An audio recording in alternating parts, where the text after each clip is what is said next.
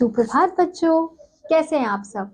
उम्मीद करती हूँ आप सब अच्छे होंगे। तो बच्चों, आज की कक्षा में हम पढ़ने वाले हैं अध्याय नंबर 9, जिसका शीर्षक है महाकंजूस।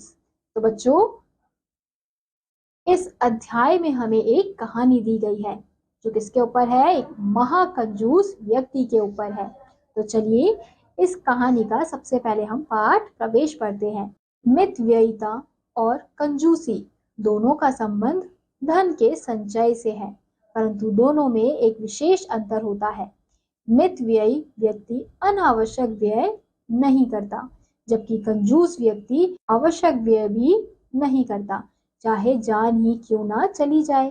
ऐसे ही एक कंजूस की कथा इस पाठ में दी गई है। तो बच्चों, जो मितव्ययी व्यक्ति होता है वो क्या सोचता है कि मैं अनावश्यक चीजों में खर्च ना करूं, लेकिन जो कंजूस व्यक्ति होता है वो इतना कंजूस होता है कि वो अपने आवश्यक चीजों पे भी खर्च नहीं करता, अब चाहे उसकी जान क्यों ना चली जाए। तो ऐसे ही एक व्यक्ति की कहानी हम इस अध्याय में पढ़ने वाले हैं। तो चलिए अध्याय को शुरू करते हैं। किसी गांव में गुरधन नाम का एक व्यापारी रहता था। वह अत्यंत कंजूस था। उसने बहुत सा धन एकत्र कर लिया था, लेकिन कभी भी उसे खर्च नहीं करता था। एक बार की बात है, उसके गांव में अकाल पड़ा। चारों ओर त्राही त्राही मच गई।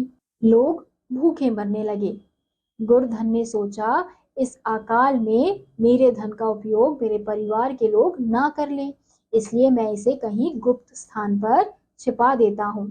उसने ऐसा ही किया। तो बच्चों, किसी गांव में एक गुरधन नाम का व्यापारी रहता था, जो बहुत ही ज्यादा कंजूस था और उसने इतना धन एकत्रित कर लिया था, लेकिन उसे खर्च करना नहीं चाहता था क्योंकि वो बहुत ही ज्यादा कंजूस था। अब एक बार क्या हुआ, उसके गांव में बहुत ही अकाल पड़ गया। चारों तरफ त्राही त्राही मच गई थी। लोग भूख से मर रहे थे। और गुरधन ने उस समय क्या सोचा कि कहीं मेरे इस धन का प्रयोग मेरे घर वाले ना कर ले, परिवार के लोग ना कर ले, इसलिए मैं इस धन को कहीं छुपा देता हूँ, कहीं गुप्त स्थान में रख देता हूँ। और उसने ऐसा ही किया। जब उसके परिवार वाले उसके पास धन मांगने के लिए आए तो वह बोला, तुम लोगों को पता है कि यह धन मेरे लिए प्राणों से भी बढ़कर है, फिर भी तुम लोग मांग रहे हो। इससे तो अच्छा है कि तुम लोग मेरे प्राण ही मांग लो। तो गुरधन के परिवार जब उसे धन मांगने आते हैं तो वो क्या कहता है कि तुम लोग को पता है कि जो धन है मेरे प्राण से भी, यानी कि मेरे जीवन से भी बढ़कर है, तो फिर भी तुम लोग मुझसे ये धन मांग रहे हो, तो इससे अच्छा क्या है, तुम लोग मेरे प्राण ही मुझसे मांग लो, पर ये धन मुझसे मत मांगो। तो हम चित्र में भी देख सकते हैं कि किस प्रकार से जो गुरधन है वो अपने धन को देने से मना कर रहा है और उसके परिवार वाले भूखे प्यासे मर रहे हैं। उसके परिवार वाले बिना अन्न के एक एक करके मरने लगे, परंतु उसने किसी को कुछ भी नहीं दिया। अब उसका जो परिवार था वो एक एक करके मरने लगा था, क्योंकि कुछ खाने के लिए नहीं था, कुछ पीने के लिए नहीं था, तो इस कारण से वो एक एक करके मरने लगे थे। लेकिन गुरधन ने तब भी किसी को कुछ भी नहीं दिया। वो धन उसने अभी भी संभाल कर ही रखा। अब वह बिना कुछ खाए दिन बिताने लगा। उसने अपने मन में सोचा, जिस धन के बिना मेरी पत्नी और बच्चे मर गए, अब उस धन का प्रयोग मैं अपने जीवन रक्षा के लिए कैसे करूं। अब जो गुरधन था वो अब क्या सोचने लगा था, अब वो भी स्वयं बिना खाए बिना पिए रहने लगा था। और वो क्या सोचने लगा था कि जिस धन के बिना मेरे पत्नी मेरे बच्चे सब मर गए, अब उस धन से मैं अपनी जीवन की रक्षा कैसे करूं, यानी कि मैं भी उसका उपयोग नहीं करूंगा। लगातार उपवास करते रहने के कारण वह अत्यंत दुर्बल हो गया। उसकी इस दशा को देखकर कुछ दयालु गांववासी उसके पास पहुंचे और बोले, हे गुरधन, तुम उस धन का क्या करोगे जिसके रहते हुए भी तुम अपने प्राणों की रक्षा नहीं कर पा रहे हो। गुरधन बोला, अरे गांववासियों, चाहे मेरे प्राण भी क्यों ना चले जाएं, लेकिन मैं धन खर्च नहीं कर सकता। मेरे प्राणों की रक्षा के लिए तुम लोग कुछ उपाय करो। गांव वाले बोले, यदि तुम इस धन का प्रयोग अपने जीवन की रक्षा के लिए नहीं करोगे, तो जब तुम मर जाओगे तब तुम्हारा धन राजा या अन्य कोई व्यक्ति ले लेगा। अब जो गुरधन है वो बिना खाए पिए रह रहा था और वो इतना दुर्बल यानी कि बहुत ही ज्यादा कमजोर हो चुका था। उसकी ये दशा देखकर गांव वाले उसके पास आते हैं और वो उसको यही कहते हैं कि इस धन का क्या फायदा जब तुम इससे अपनी प्राण की रक्षा नहीं कर पा रहे हो। तो गुरधन क्या कहता है कि ये जो धन है वो मेरे प्राण से बढ़कर है, तो मैं तो इस धन को खर्च नहीं करूंगा। अब मेरे प्राण बचाने के लिए तुम लोग कुछ मुझे उपाय बता सकते हो तो बताओ। तो गांव वाले क्या बोलते हैं कि ठीक है, तुम इससे अपने प्राण की रक्षा नहीं कर सकते, तो जब तुम मर जाओगे तो ये धन या तो कोई राजा ले लेगा या फिर कोई व्यक्ति इसे ले जाएगा। गुरधन अत्यंत गर्व से बोला, वे कोई दूसरे ही मूर्ख बुद्धि वाले व्यक्ति होंगे जिनका धन राजा या अन्य लोग ले लेते हैं। मैं तो अपना धन गले से बांधकर मरूंगा। जो गुरधन है वो अत्यंत गर्व से बोलता है कि वो कोई मूर्ख ही होगा जो अपना धन मरने के बाद राजा या किसी व्यक्ति को देता है।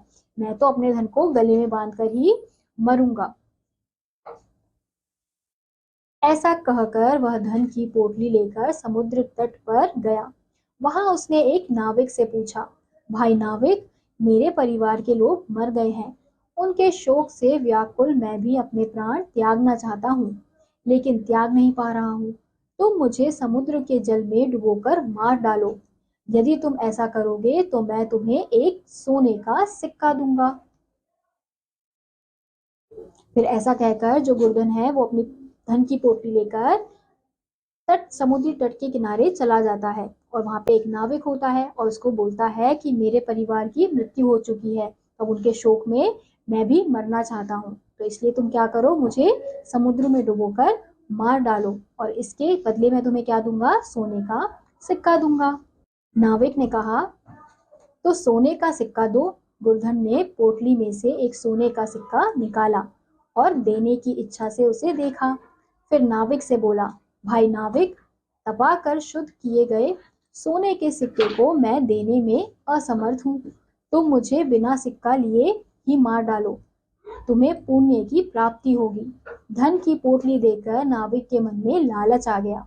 वह बोला, ठीक है, तुम मुझे सिक्का मत दो, मैं तुम्हें पुण्य के लिए ही मारूंगा।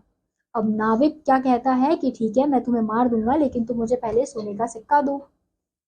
तो जैसे ही वो पोटली से एक सोने का सिक्का निकालता है तो वो पलट जाता है, क्योंकि उसे तब भी क्या आता है, लालच आता है, उसे कंजूसी आती है, इतना कंजूस होता है।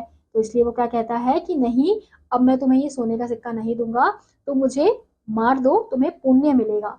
यानी अगर तुम मुझे मार डालोगे तो तुम्हें ये बहुत ही ज्यादा पुण्य का काम होगा। तो जो नाविक है उसकी बात सुनता है और उसको धन का लालच आ जाता है, क्योंकि उसे पता होता है कि अगर ये मर गया तो उसकी पोटली तो फिर वही ले लेगा। तो इसलिए वो क्या बोलता है कि ठीक है, मैं तुम्हें मार दूंगा, केवल पुण्य के लिए ही मारूंगा, मैं सिक्के के लिए नहीं मारूंगा। ऐसा कहकर नाविक ने उस कंजूस को जल में डुबोकर मार डाला और धन की पोटली लेकर चला गया। फिर अंत में क्या होता है कि वो जो नाविक है वो उसे मार देता है और फिर खुद धन की पोटली लेकर वहां से चला जाता है। अब देखो, वो व्यक्ति इतना कंजूस था कि उसने अपने परिवार वालों को वो सिक्का नहीं दिया, वो पैसा नहीं दिया।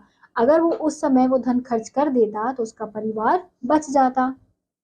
अब वो उस चीज के लिए दुखी भी था, लेकिन तब भी वो पैसा खर्च नहीं करना चाहता था, यहाँ तक कि अपने प्राण बचाने के लिए भी उसने पैसा खर्च नहीं किया। तो इसलिए बच्चों, हमें इस प्रकार की कंजूसी नहीं दिखानी है। हाँ, हम ये कर सकते हैं कि हम फालतू चीजों में पैसे ना गवाएं, पैसे ना उड़ाएं, लेकिन अगर जहाँ पे आवश्यक है वहां पे हमें पैसे अवश्य खर्च करने चाहिए। हमें इतना भी जीवन में कंजूस नहीं होना चाहिए। कल को हम मर गए तो वो जो पैसे हम कंजूसी से बचाते हैं वो किस काम आएंगे, जैसे कि गुरधन के साथ हुआ। तो इसी के साथ बच्चों, आज का यह अध्याय यहीं समाप्त होता है।